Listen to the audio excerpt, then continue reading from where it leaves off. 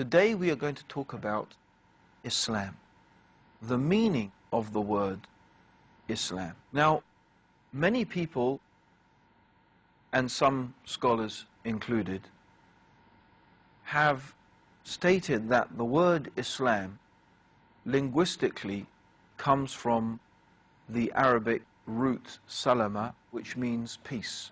The word Islam means submission.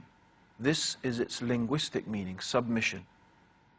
In the context of the religion, it means submission to the will of God. Now, of course, when we say the word submission, for most people, it has a type of negative connotation. It produces in our minds and in our hearts a type of negative idea.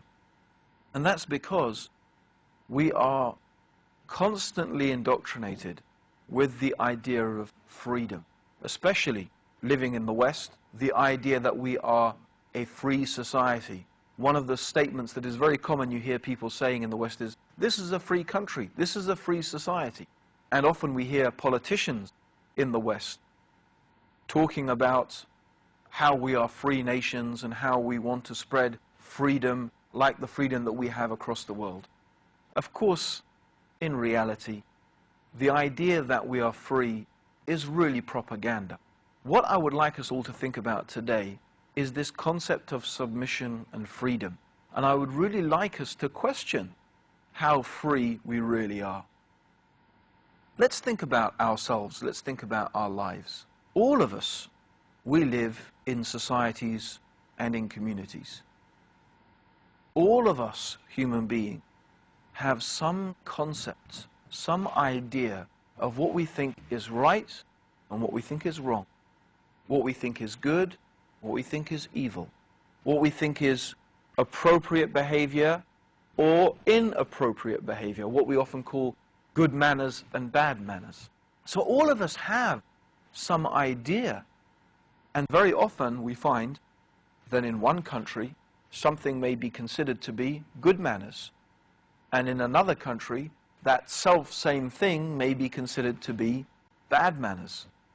For example, in some countries, if you have a nice meal and then you let out wind through your mouth, you burp as we call it, that's considered very disgusting and a revolting thing to do. But in other countries considered an act of appreciation that you've enjoyed the meal. It just gives you an example of how in two different cultures exactly the same thing can be considered to be in one culture good manners and another culture bad manners.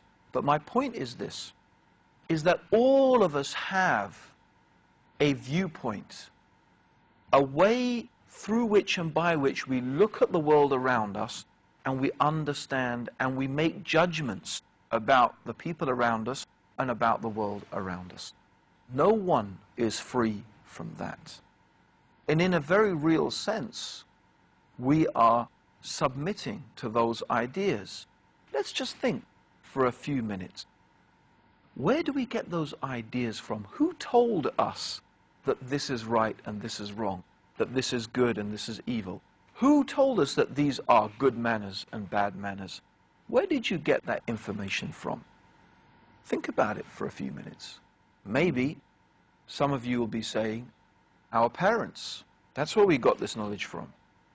Others will be saying, our teachers at school. Some will be saying, our friends. Some will be saying, our society, our religion, our government, the laws of our country.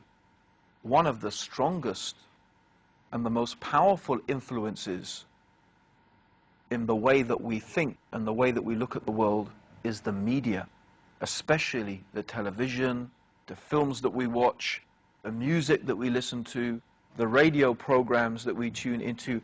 They have a very powerful effect in shaping the way that we look at the world. And in a very real sense, we are submitting to those ideas.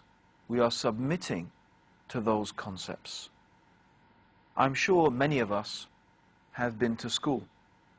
And at school, I'm sure also many of us had to wear a school uniform.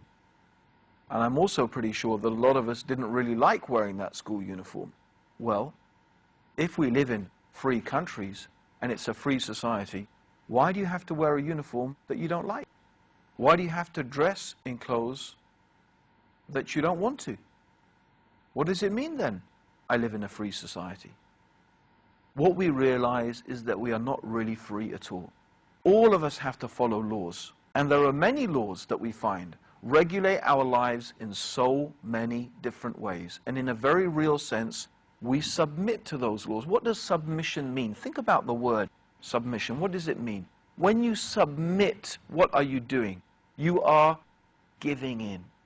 You are surrendering.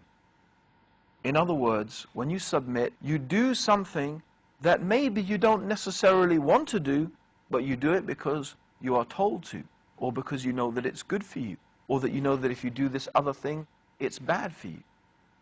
Often we submit to an authority that we believe and that we understand is more intelligent and more well-informed than us.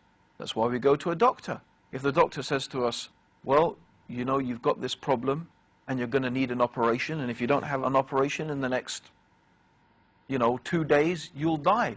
Most of us don't think about studying the disease, finding out are there other cures, so on and so forth. We don't have the energy, we don't have the time, we don't have the knowledge foundations in order to do that. In other words, we trust the doctor and we do what the doctor says, even though sometimes the operation may be threatening our life, but we'll take that advice from the doctor. In that sense, in that very real sense, we are submitting. So our life is in fact full of submission. We submit to many different things. We submit to many different people in our lives. The idea that we are free is really a type of propaganda. No human being is free. Everybody submits to someone or something. The question is, who do you submit to? What do you submit to? This is the real question.